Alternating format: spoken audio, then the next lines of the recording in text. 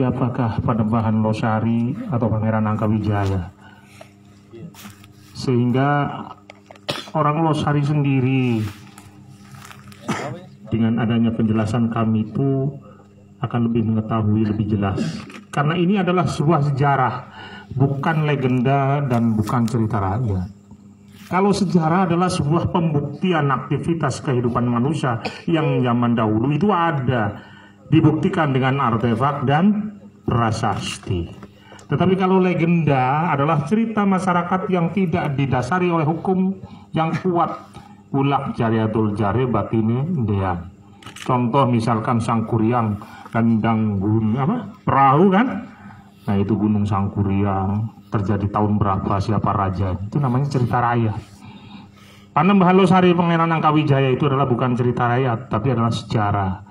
Maka kami dari Yayasan Sunan Gunung Jati bekerja sama dengan Dinas Pariwisata Republik Indonesia dengan Kabupaten Brebes mendaftarkan, dan alhamdulillah sudah ditetapkan Panembahan Losari Makan Pangeran Angkawijaya menjadi cagar budaya nasional di Kabupaten Brebes.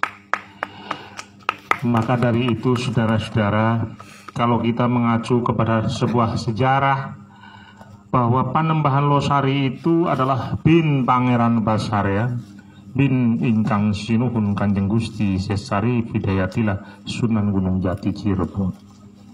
Berarti cucu. Sunan Gunung Jati menikah dengan Nyai Tepasari, anaknya pembesar dari Majapahit Ki Geden Tepasan, punya anak dua. Anak pertama yaitu Ratu Wulung Ayu, yang nantinya menikah dengan Pangeran Paseh atau Fathahillah dan menurunkan seorang anak yang namanya Ratu Wanawati. Kemudian Pangeran Muhammad Arifin yang lebih dikenal dengan Pangeran Pasarean menikah dengan janda kakaknya dari Pangeran Bratakelana, yaitu Ratu Mas Nyawa, punya anak Panembahan Losari atau Pangeran Angkawijaya. Maka di dalam naskah kuno, di dalam Babad Mertasinga disebutkan, Sunan Kalijaga meminta izin kepada Susunan Jati Purga Wali Kutub Sesari Widayatila Sunan Gunung Jati Cirebon untuk menengok cucunya Panembahan Losari yang sekarang menjadi Panembahan Losari, dan pulangnya berpamit untuk mampir ke cicit daripada Sunan Gunung Jati itu Pangeran Priwarsuta di Gebang. Kenapa Sunan Kalijaga keroyo-royo minta izin kepada Susunan Jati Purba Wali Kutub untuk menengok cucunya yang sekarang menjadi Panembahan Losari? Karena Pangeran Angkawijaya Panembahan Losari di dalam Babad Mertasinga disebutkan telah membuat sebuah kitab Satorya dan juga menerjemahkan kitab Dharmakirti dan Purwaka Samapta Buana. Kedua kitab ini sekarang tersimpan di Museum Sri Paduka Bandung. Dan manuskrip yang telah ditetapkan peninggalan Panembahan Losari Pangeran Angkawijaya juga ditetapkan dalam sebuah naskah kuno karya Pangeran Wangsakerta yang berjudul Kitab Negara Kertabumi. Setelah itu baru Pangeran Arya menerbitkan sebuah buku Kitab Purwaka Caruban Nagari. Saudara-saudara, adik-adik sekalian yang saya hormati, lalu timbul pertanyaan, kenapa Panembahan Losari berada di Losari, Jawa Tengah? Sebetulnya perbatasan Jawa Tengah, Jawa Barat, kalau kita mengacu kepada Nuswantara, kerajaan Nuswantara, yaitu batas daripada kerajaan Pasundan. Kerajaan Pasundan yaitu Prabu Siliwangi.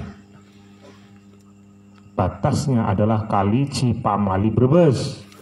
Di dalam naskah kuno yaitu naskah Bujangga Manik, Hameng Layar, Pangeran Pajajaran melakukan perlawatannya 2 kali dengan berjalan kaki, di mana perjalanan Pangeran Bujangga Manik dari Prabu Siliwangi itu mencatat dan mendata setiap tempat dan lokasi yang ditempati, memberikan nama sebagai Sungai Citaru, memberikan nama Gunung Cermai, memberikan nama Kali Cisanggaru. Itu semua yang memberi nama siapa? Itulah Pangeran Pujanggana Manik dari Prabu Siliwangi. Sehingga naskah Pujangga Manik yang sejumlah 99 bait sekarang tersimpan di Museum Oxford Inggris, memberikan jatuh bukti otentik geografikal pada saat pemerintahan Raffles. Maka tidak heran kalau di Kabupaten Brebes itu ada orang Sundanya, Sindangula dan lain sebagainya, karena bekas pemerintahan Kerajaan Pajajaran Pasundan itu dari wilayah Brebes sampai ke barat. Dan Panembahan Losari Pangeran Angkawijaya ditetapkan untuk menjaga perbatasan dengan Mataram di daerah Losari. Itu sekilas ya Panembahan Losari. Kemudian karya apa saja yang telah dihasilkan oleh Panembahan Losari, yaitu membuat 3 buah kereta yang sekarang tersimpan di Museum Kanoman dan Museum Kasepuan. Kereta pertama dibuat ada Paksi Nagaliman, kemudian kereta Jampana. Kedua kereta tersebut tersimpan di Museum Kanoman, dan terakhir adalah kereta Singa Barwang di Museum Kasepuan. Ketiga kereta tersebut dibuat oleh Panembahan Losari atau Pangeran Angkawijaya, dan merupakan satu-satunya kereta kebesaran kesultanan itu dibuat oleh putra daerah. Yang lain hasil pemberian daripada Inggris, Belanda, baik Jogja, Solo, dan kerajaan lainnya. Kemudian dalam rangka penyebaran agama Islam, Pangeran Losari atau Panembahan Losari Pangeran Angkawijaya dengan melakukan penyebaran melalui budaya, yaitu menciptakan sebuah tari topeng Losari. Tari topeng Losari itu ada sebuah yang mengkategorikan diciptakan oleh Sunan Kalijaga. Betul, Sunan Kalijaga membuat topeng Losari dengan gerakan yang sangat lemah gemulai, sedangkan watak orang Cirebon itu keras, kurang diminati. Gerak-geriknya disempurnakan oleh Panembahan Losari dengan gerakan yang sangat dinamis, maka dibuatlah tari Panji Kelana. Dan sekarang tari topeng Losari diwarisi oleh orang Losari, sang maestro Mbak Nani dan keluarganya. Maka tari topeng ada tari topeng Losari, ada tari topeng Gegesik, dan tari topeng yang lain. Ini adalah penyebaran dakwah zaman para wali melalui budaya. Dan beliau dimakamkan di sini. Di dalam Babat Mertasinga disebutkan Panembahan Losari dimakamkan di Losari beserta guru dan bapak angkatnya. Siapa guru Panembahan Losari dan bapak angkatnya? Yaitu Dalem Temenggung. Dan beliau juga dimakamkan di sini, di samping di luar, untuk menghormati beliau guru dan bapak angkat dari Panembahan Losari. Maka makamnya dipanjangkan sedikit di samping daripada makam Panembahan Losari. Di luar ada makam yang panjang. Ini sekilas itu ya, makam Panembahan Losari dan siapa Pangeran Angkawijaya. Dan alhamdulillah kami dari Yayasan Sunan Gunung Jati Losari Brebes berusaha kepada pemerintah setempat, pemerintah Kabupaten Brebes, untuk selalu meminta perubahan, karena satu-satunya sebagai destinasi wisata religi di Kabupaten Brebes yang paling tua dan mempunyai nilai-nilai sejarah adalah dari makam Panembahan Losari Pangeran Angkawijaya. Sehingga setiap tahun kami melaksanakan kegiatan yang disebut dengan kirab budaya.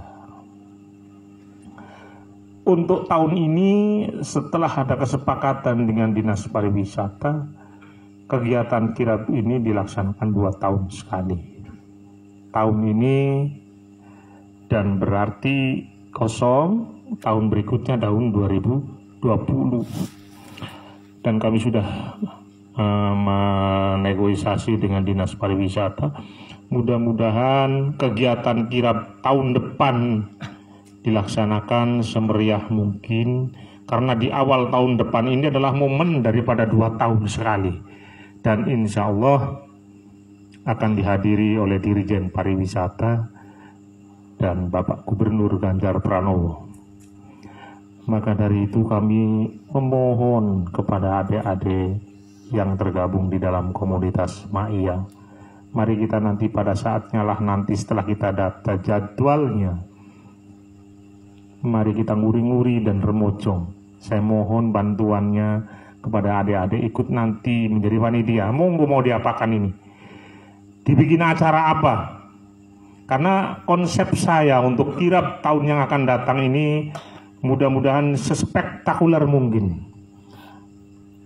Kirab budaya nanti akan mencakup kegiatan ekonomi kreatif, nanti bekerja sama dengan Dinas Perindustrian dan Perdagangan dengan menumbuh kembangkan hasil-hasil yang ada di Kabupaten Brebes, khususnya daerah Losari, home industry, kemudian kegiatan sosial baik sunatan massal maupun santunan anak yatim, dan juga yang lebih dominan adalah nanti ada kegiatan pameran situs atau cagar budaya dan Gotra Sawala.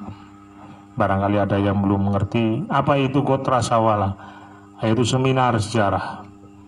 Seminar sejarah yang nanti akan kami datangkan narasumber-narasumber yang berbobot untuk bisa menumbuh kembangkan, mensurit tauladani kita semua sebagai bangsa Indonesia generasi muda agar melek sejarah.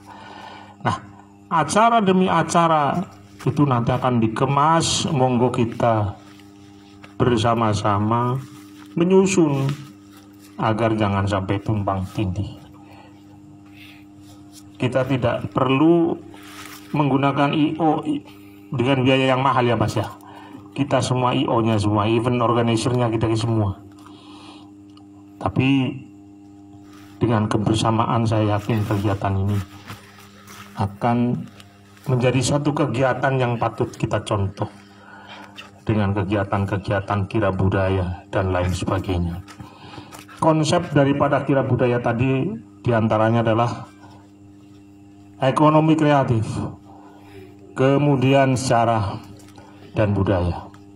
Ini harus tidak lepas satu persatu. Makanya kami didatangi oleh Mas Dani dalam rangka acara MAIA seperti ini.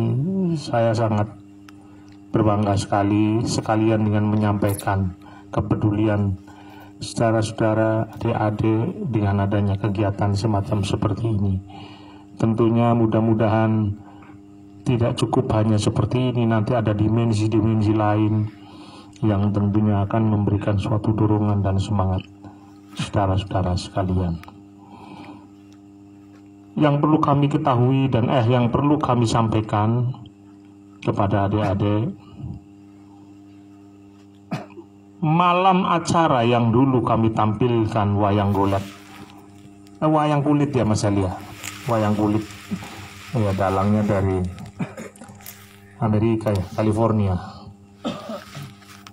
Alhamdulillah sukses, dan mudah-mudahan untuk tampilan-tampilan berikutnya juga kepada Mas Dani dan yang lain barangkali ada punya channel untuk membantu kami dalam rangka pendanaan sponsor ya, monggo silakan, karena selama ini kami tidak pernah menggandeng sponsor, baik sponsor rokok maupun sponsor yang lain. Setiap kegiatan ya dipanggul dewek-dewek, kadang-kala rugi ya utang. Ya kemarin waktu zamannya Mas Ali alhamdulillah ana untungnya. Periode kedua utang. Ya, iya gantian. Alhamdulillah dengan kerjasama nikmati kita bersama-sama. Karena kegiatan ini hasilnya adalah kepuasan batin. Anda orang seni ya tentunya Anda tahu sendiri bahwa penghargaan yang paling berharga adalah bagaimana kita bisa membuat orang bahagia ya Mas ya. Orang bahagia dan lain sebagainya, walaupun rokoknya tegesan. Ya istilahnya begitu. Saudara-saudara yang kami hormati, apapun yang kita kerjakan, sebagaimana Ujangan Gusti Sultan Sepuh Pangeran Adipati Arif Natadingringat menyampaikan, sampaikan kebenaran itu. Dan jangan sampai Anda dalam rangka menyampaikan kebenaran itu hitung-hitungan kayak wong dagang sapi. Walaupun nantinya dalam rangka menyampaikan kebenaran ini tidak mungkin akan diterima. Bahkan nanti akan berbalik dicaci. Tapi paling tidak, kita adalah hamba-hamba Tuhan yang telah berbuat, melakukan satu penyampaian kebenaran. Itu saja sudah cukup. Karena orang menyampaikan kebenaran itu belum tentu diterima dengan baik. Tapi paling tidak kita sudah menjadi hamba Tuhan yang telah menyampaikan sebuah kebenaran. Sehingga petatah petiti ingkang sinuhun Kangjeng Gusti Sesari Bidayatullah mengatakan, lemes dadi tali, akas dadi wikulan, kin wani sakiki wani, lamun dudunya kin pan kapan mani. Ya diantaranya seperti itu. Kapan mani apa? Isung titip tajuk lan fakir miskin. Saudara-saudara, itu saja yang perlu kami sampaikan. Mudah-mudahan sebagai mukadimah, kami selaku Ketua Yayasan Sunan Gunung Jati untuk wilayah Brebes, dan mohon maaf yang sebesar-besarnya dengan kondisi yang seperti ini apa adanya. Saya sekali lagi mohon maaf yang sebesar-besarnya. Barangkali dalam rangka penyambutan kurang berkenan di hati para adik-adik sekalian. Nomornya sampai 2014 datang dari kota lah, balik lagi ke desa Mardesa, kata Mas Dani itu. Saya kok tertarik tentang Losari, dan bertahun-tahun saya nelusurin dari ujung sampai ke ujung sampai ke tempatnya Mas Dani ini. Mungkin ini baru kemungkinan, karena sejarah itu kan menurut saya peristiwa yang perlu dibuktikan ya Mamarnya. Dan saya menemukan bahwa saya semakin yakin bahwa Losari itu adalah kota yang sengaja dipendam, dibumihanguskan sejarahnya. Itu baru yang tadi Pak Marno bilang bahwa apa sih yang kita jual kembali Pak tentang sejarah Losari itu. Karena ternyata setelah kemarin saya bersama teman-teman menemukan di Pengabdian itu patok-patok itu tentang bahwa di Losari itu adalah ada yang tertua di kelenteng, terutama kelenteng itu. Dan saya berhubungan dengan yayasan kelentengnya itu, dia mengiyakan bahwa kelenteng pertama tertua itu adalah di Pengabdian. Ternyata saya minta datanya itu waktu zaman itu kerusuhan dan dihilangkan semuanya tuh. Makanya dari pihak kelenteng itu, kalau kita bisa mengungkap ke situ, mereka sangat berterima kasih sekali. Dan dari titik itulah saya akhirnya menelusurin apa betul semua ada kelenteng.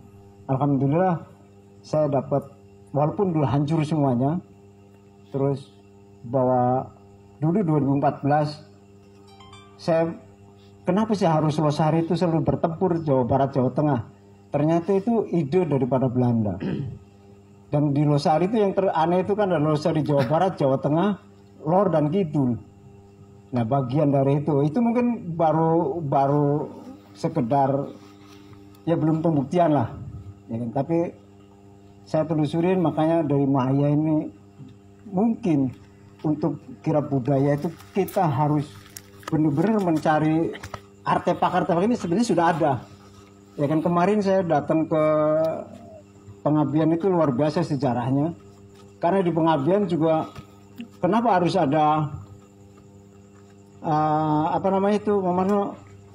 dermaga atau pelabuhan. Ternyata pelabuhan tertua di Losari juga. Dan ada ini tempatnya itu. Terus kelenteng. Ditandain dengan adanya pelabuhan ada blok gudang. Ditandain dengan kelenteng ada Cina, itu berarti ada blok bom. Itu suatu bukti sejarahnya. Dan kemarin saya bisa, alhamdulillah 3 tahun saya mencari patok itu baru ketemu, dan sekitar Penembahan Losari itu yang menjadi saya kehilangan data apa sih mestinya patok ini. Nah itulah kalau tadi Pak Marno bilang bahwa apalagi mau dijual di Losari itu, saya punya ide, kita buktikan bahwa Losari adalah sengaja kota yang dihilangkan sejarahnya. Untuk kepentingan siapa? Ya itulah yang kita harus cari. Ya kan? Dulu saya bilang, saya bukan orang Cirebon, saya bukan orang Brebes. Saya dimaki-maki mas, bahwa saya adalah bangga sama orang Losari. Tidak ada Jawa Barat, tidak ada Jawa Tengah. Saya adalah Losari. Saya diundang ke sini dimaki-maki. Tapi ya itulah kata Pak Marno, untuk menularkan kebenaran itu kita harus diberi caci maki dulu, baru kita akan menemukan. Kadang-kadang mental kita kalau dicaci maki selesai, tapi bagi saya sampai detik ini pun saya terus menelusurin, masih biar meyakini saya bahwa Losari, saya kepengen membuktikan, saya yakin Losari adalah kota yang dihilangkan sejarahnya. Untuk kepentingan itu yang saya cari itu. Begitu. Jadi mungkin kita mengajak teman-teman kalau punya data tentang Losari ini, sharing sama-sama biar kita buktikan apa betul atau enggak. Karena apa? Setiap kita munculin tentang sejarah Losari, tekanannya banyak. Ada yang bilang ini ngabur, ada bilang macam-macam lah. Tapi saya yakin buktinya sudah ada. Begitu saya tentang masalah Losari, Mas Din. Tentang kalau saya senang ini, ada saya baca kemarin di Facebooknya Cirebes itu tentang niat ingsun ya Mas Din ya. Saya boleh komentar? Boleh. Nah, ya Mas Ibnu. Kalau saya suka sekali dengan tema niat ingsun ini. Karena dengan niat ingsun ini kita kembali lagi kembali lagi bahwa apa sih sebetulnya niat kita ini tentang Maya ini. Yang selama harusnya sih bulan Januari ini yang cocoknya. Tapi mungkin kondisi alam itu sudah menilai bahwa ada sesuatu tentang Maya Cirebes itu, bahwa alam saya nggak ngerti ya Mas Din ya. Kenapa pas lihat saya senang juga nih Mas Din ini minggu akhir bulan ini akan judulnya niat ingsun. Dan mari kita untuk kembali lagi mengkoreksi niat kita apa. Saya ingat ada teman-teman saya ngeliatin berselancar di Facebook itu banyak dengan kata-kata, dan dua kata yang bagi saya tertarik dari teman saya itu bahwa kadang manusia kalau sudah mencapai kenyamanan hilang tentang bagaimana niatnya, bagaimana apa tujuan kita kalau sudah mencapai niat kenyamanannya itu. Makanya saya ngikutin Maya ini, walaupun saya jarang hadir, tapi saya insya Allah ngikutin apa tentang Maya, bagaimana tentang Maya. Ini yang bagus sekali niat ingsun itu, untuk kembali lagi biar saya nggak lihat teman-teman saya yang dulu, yang pertama Mas Deni ya, ini lihat ya banyak yang baru tapi yang luar biasa, tapi saya pengen lihat, ayo coba kembali lagi teman-teman yang lama yang dulu pertama itu ya. Begitu meriahnya. Ada apa? Ini maksudnya untuk koreksi ya Mas Dini ya, untuk dipahami. Lebih ke pencarian masing-masing. Ya. Nah makanya sekarang saya salut dengan niat itu untuk digali nih. Kira-kira apa Mas Dini? Takutnya ada persoalan, takut ada apa? Ya kan, karena apa? Ya itulah tadi. Arti niat itu bagi saya ini dari Mas Dani atau dari teman atau dari intinya 3 bulan terakhir ini disuruh untuk membahas sesuatu ke pencarian masing-masing gitu kan. Nah selama ini mungkin dikasih 3 macam clue sama beliau tentang manusia pasar, ruang, dan manusia apa satunya nilai nilai pasar yang istana. Nanti mungkin di workshop nanti kita bikin setelah ini, kemudian nanti kita bisa mencerna masing-masing di mana kan nanti bulatkan niat masing-masing kita gitu. Nanti mungkin teman-teman bisa mempresentasikan masing-masing kelompoknya nanti mungkin di situ. Nanti dari ketiga kelompok itu mana-mana yang perlu memang kita kembali ke niat awal masing-masing ya. Itu benar. Terima kasih Mas Deni.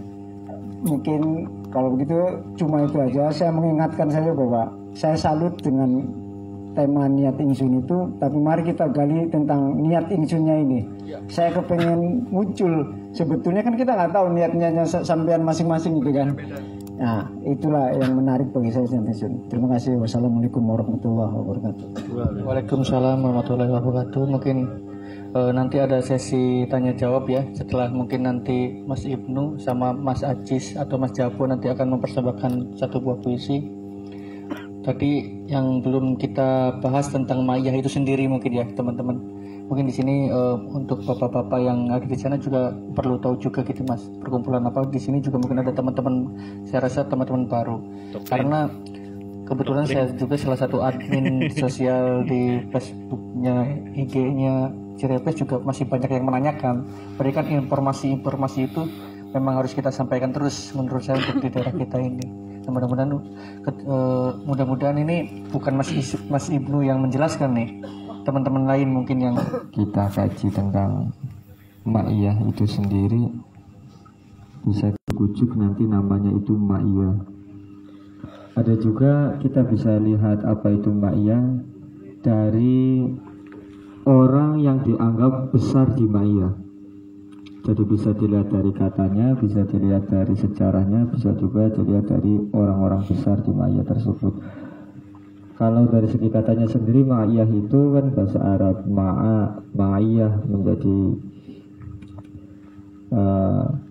sebuah kebersamaan. Ma'a artinya bersama. Kalau Ma'iyah itu kebersamaan. Seperti kata Mekah, Makiyah menjadi kemekahan. Kan ada ayat Madaniyah, ada ayat Makiyah. Kalau Makiyah berarti ayat yang berbangsa Makiyah, yang diturunkannya itu di Makiyah. Kalau Ma'iyah berarti yang berbangsa kebersamaan.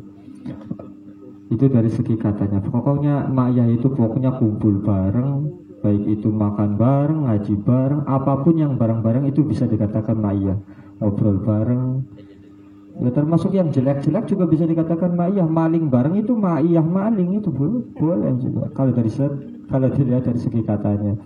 Kalau dilihat dari segi sejarahnya, mulai adanya yang seperti ini kan asal usulnya pertama kali ada di Jombang ya.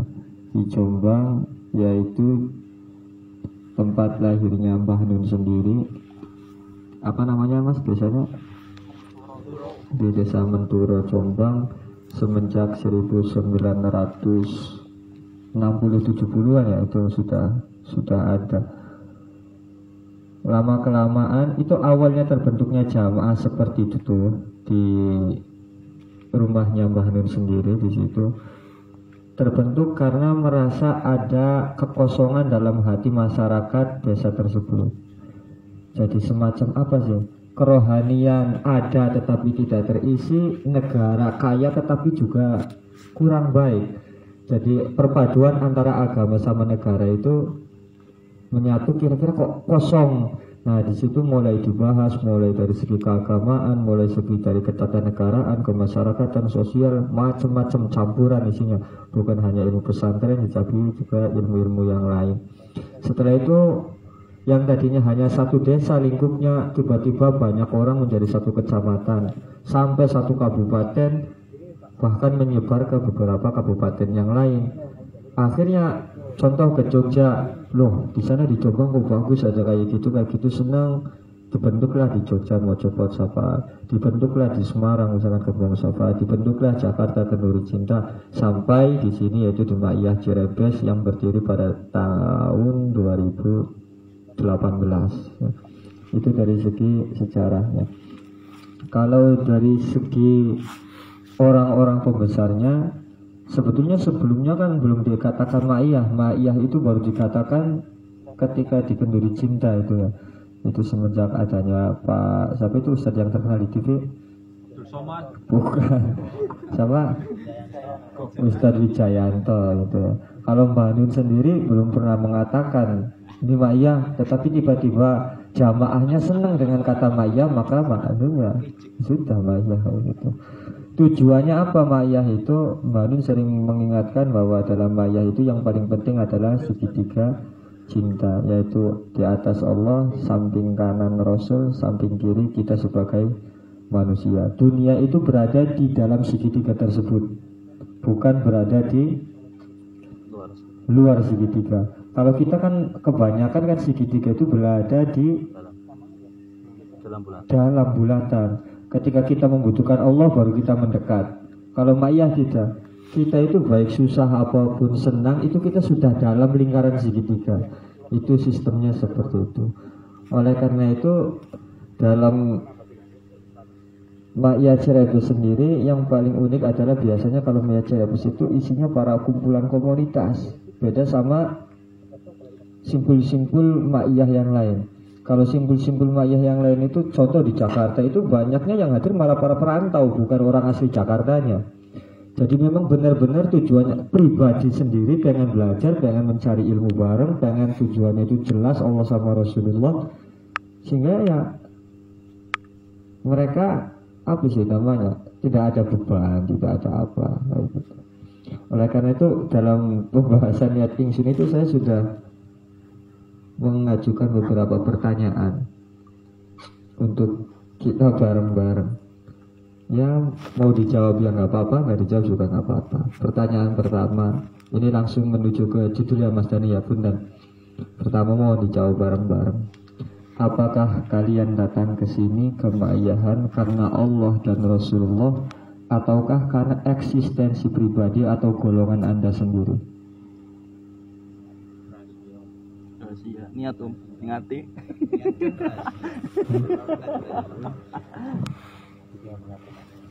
Dijawab di hati masing-masing. Nah, jadi hari kawinan harus ngomong kopi itu ya. Niati baik. Itu di dunia tuh. Ini juga bukan niat kan, ini pertanyaan. Beda kita mau sholat, saya sedang mengajarkan pertanyaan. Nah, coba niatnya sholat idul. Ya misalnya niatnya sholat maghrib Bapak, itu baca dong. Bukan niat kok. Sekarang saya pengen tegesin saja, nggak apa-apa. Apakah kalian datang ke sini karena Allah dan Rasulullah, ataukah karena eksistensi pribadi atau golongan Anda sendiri? Bingung. Penasaran. Kepo. Mungkin itu yang menjadikan jalan. Nanti mungkin dimasukkan ke salah satu ini poin workshop kita. Iya, itu satu ditulis Mas Dani. Dua, sudah dicatat. apakah kalian datang ke Ma'iyyahan untuk kebersamaan bersama, ataukah kemanfaatan pribadi dan kelompok?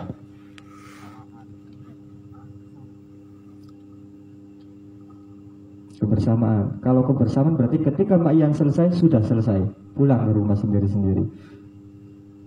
Nggak ada ketika kita pulang sendiri, nggak punya uang, Dani harus bisa bantu saya. Ibu saya sakit, Dani harus bantu ibu saya. Nggak ada haknya seperti itu? Apa ada hak? Nggak ada. Nanti mungkin ini sebagian Ya. mukadimah juga untuk klasifikasi nanti kita di itu ya, Ya, workshop untuk manusia ruang, nilai dan istana itu ya. Nanti monggo teman-teman nanti saya catat. untuk klarifikasi saja ya. Untuk penetapan niat saja. Ini hanya bertanya ya, bukan memaksa, nggak apa-apa. Ketiga, apakah Anda punya tanggung jawab kepada Ma'iyah dan juga punya hak kepada Ma'iyah? Apakah Anda punya tanggung jawab? 1 bulan sekali kumpul kayak gini, ayo harus kumpul. Setelah kumpul kalian punya hak. Karena saya di Ma'iyyahan maka saya berhak dong dari anggota Ma'iyah harus seperti ini. Apakah kita punya tanggung jawab membuat kayak begini? Setelah membuat kayak gini kita pulang, apakah kita punya hak kepada yang semuanya? Punya tanggung jawab enggak? Enggak. Makanya menurut semua belum Ma'iyyahan ana ya ora apa-apa, orane ya ora apa-apa. Jangan kita jadikan beban. Kalau kita datang ke sini hanya untuk kemanfaatan pribadi ya enggak apa-apa. Tapi jangan kecewa kalau tidak terpenuhi. Mungkin itu saja Mas Dani untuk awal-awal bersama. Terima kasih. Ya, terima kasih Mas Ibnu. Mungkin tadi 3 poin itu nanti kita tambahkan di workshop kita nanti, sehingga nanti saya harap teman-teman ada presentasi masing-masing dari 3 poin tadi itu. 2017 malah sebelum Januari 2018. Nah, di 2017 ini ada beberapa kegelisahan dari teman-teman sebelumnya.